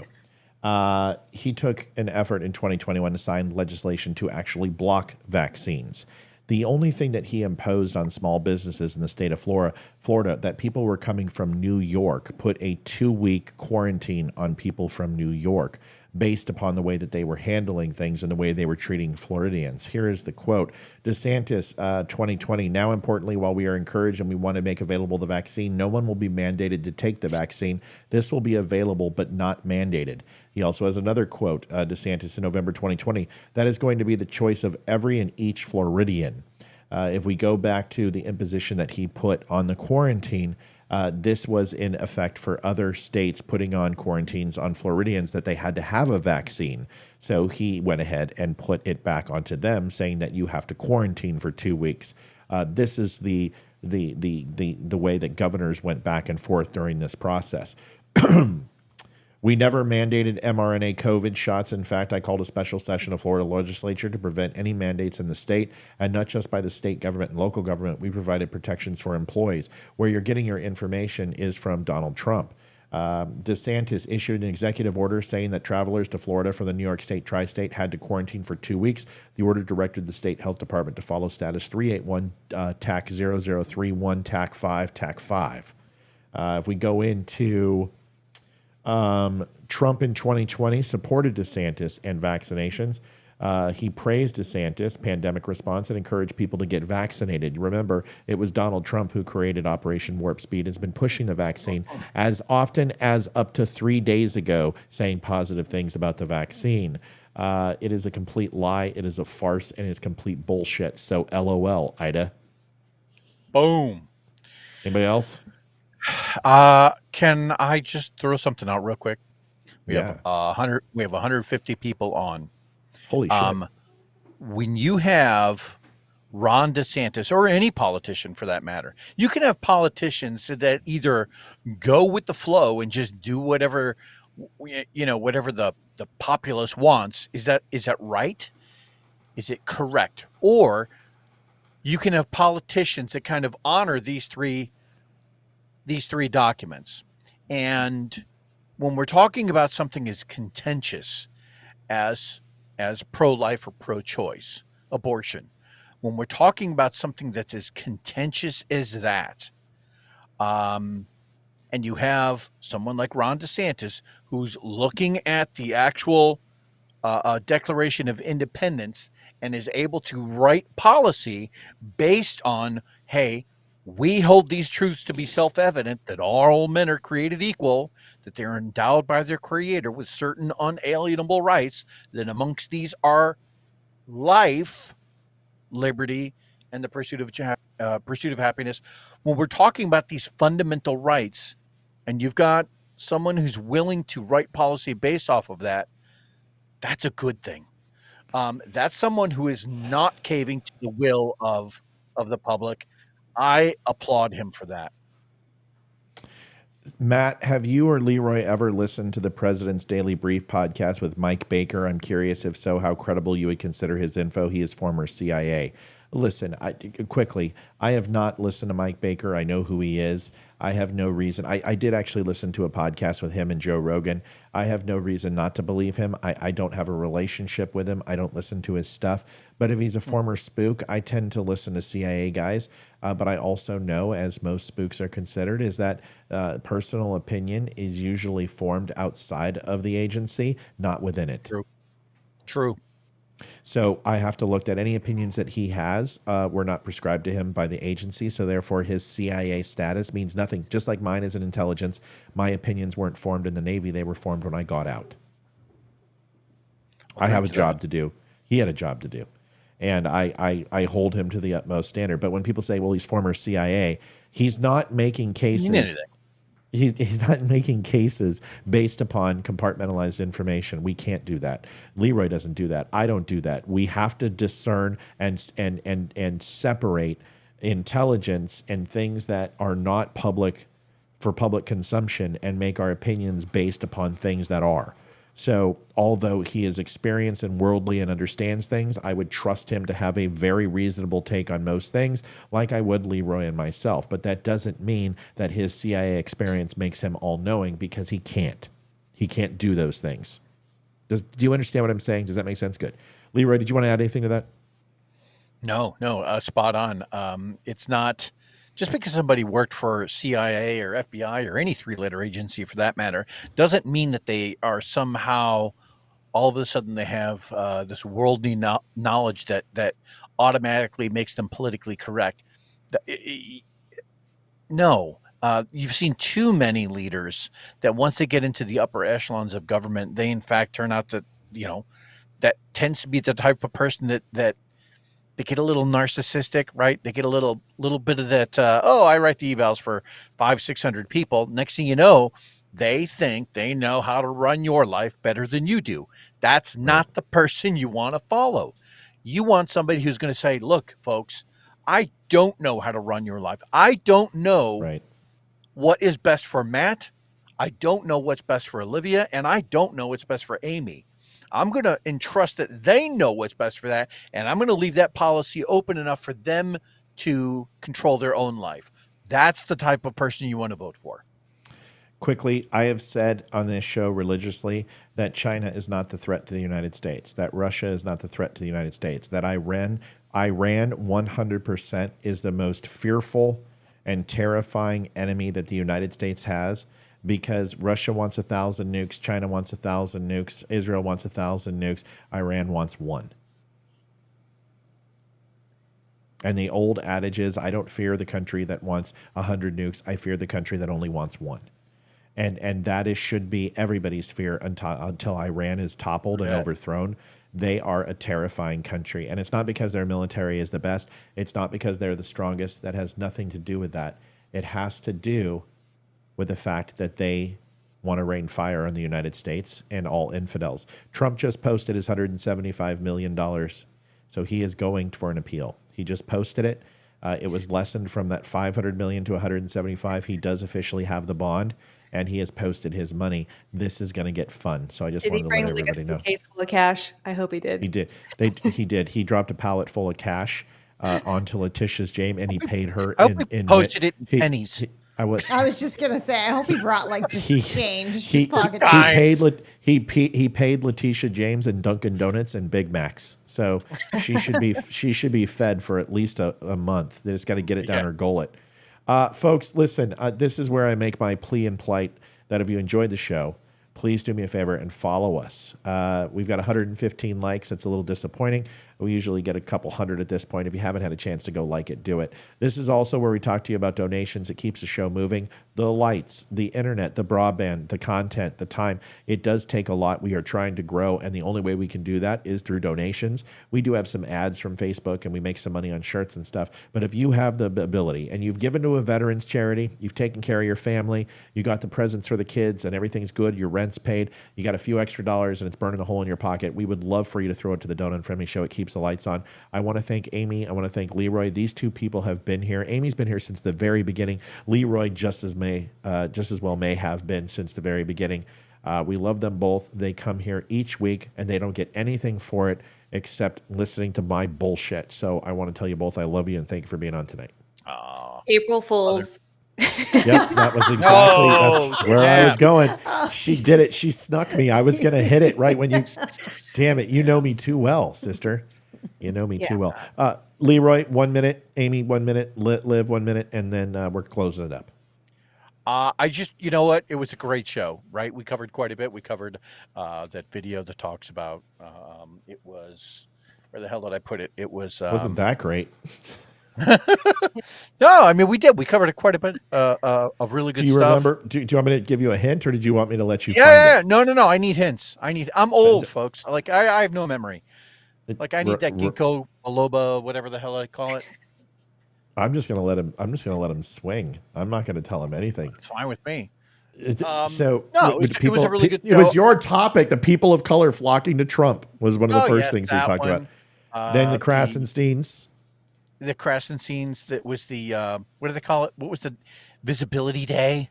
Right, the White House Visibility Day in lieu of Easter. That was the thing.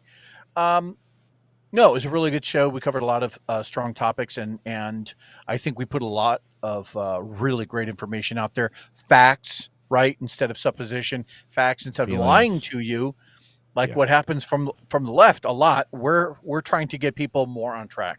We're addressing definitely more truth and facts than we are trying to stir people up into this frothy, now I have to vote for the other guy because we hate him all of a sudden. I don't want you to react emotionally. I want you to use your noodle. I want you to, look at actual facts and form your opinions or form your decisions based off of that. I just got a comment that was Matt. Did you, Elizabeth says, Matthew, I decided I can't watch the show anymore. Yeah, okay, April Fools. So, the funny Elizabeth, you got to wake up a little bit earlier to fool me. Everyone was talking about the Bibles that were burned. There is an article on the dumbshow.com. I went ahead and put that article out.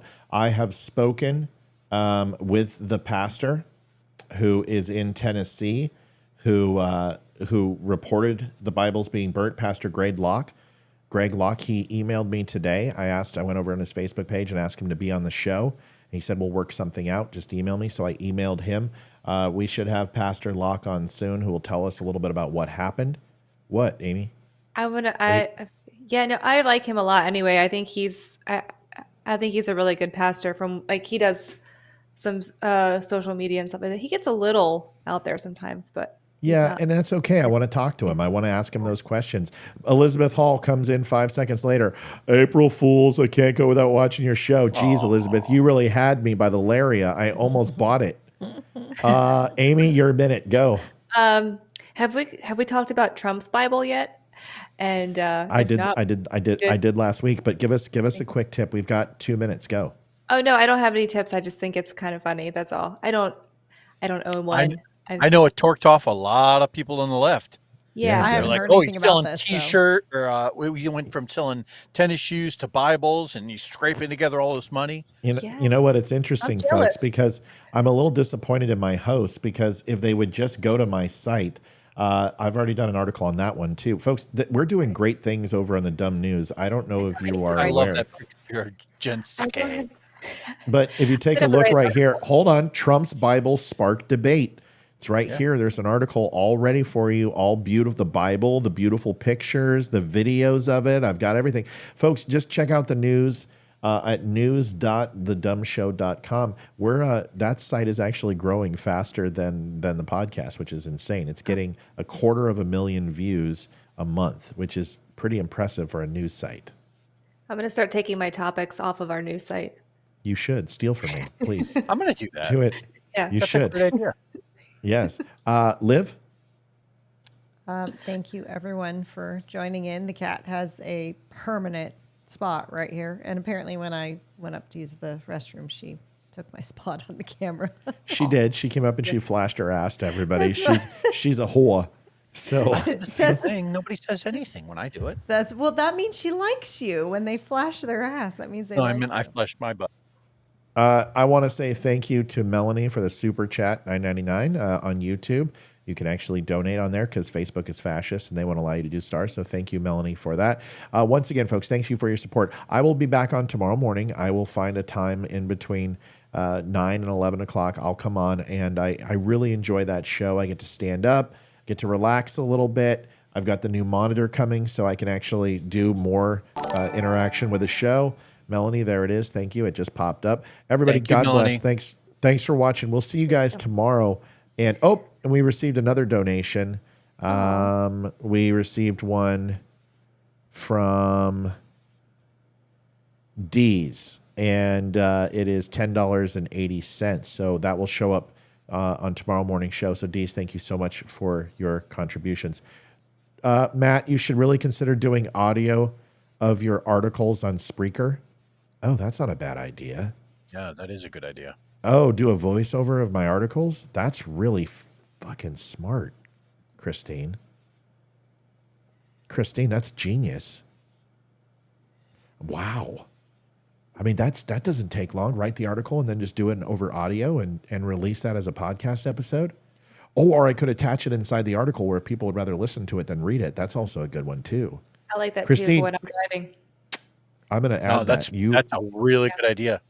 That's a great idea. All right, listen, everybody. God bless. Thank you. Yenny, get out of the shot. No, she's trying to go, I don't know what she's planning on doing, but I'm afraid she's going to fall. Yeah. If need be, I'd be happy to do this. I would be happy to read any one of those stories and post it to Spreaker. You take one, I take one kind of deal. Sure. I do that. When you get a good voice, we could totally be down for I that. do have a good voice. I have a sexy voice. You have a great voice. And you've got, I would love that. So if you want to just pop out a few of those articles and do that, that would be amazing. Sincerely. Yeah, do that. Okay. Cool. All right, everybody. Matt, just stop swaying. I will not stop swaying. When I stand up, I have to move. Nope. You're not going to get me not to sway.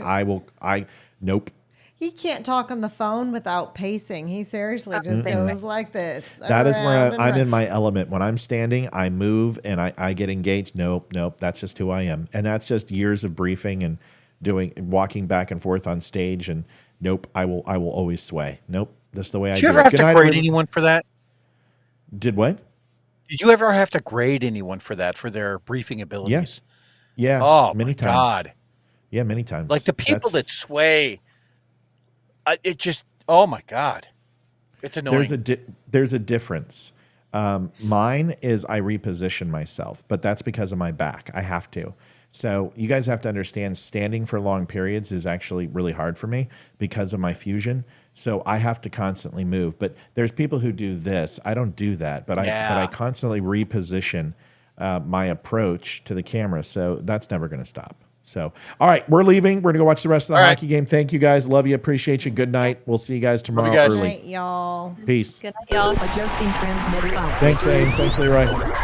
This is the Don't Unfriend Me Show with your hosts, Matt, Leroy, Amy, Olivia, and Mike. Geopolitics, military analysis, and election coverage. Coming to you live on the Spreely.tv network and all major social media channels at The DUM Show. Honest, direct, unfiltered. We can agree, we can disagree. Just don't unfriend me.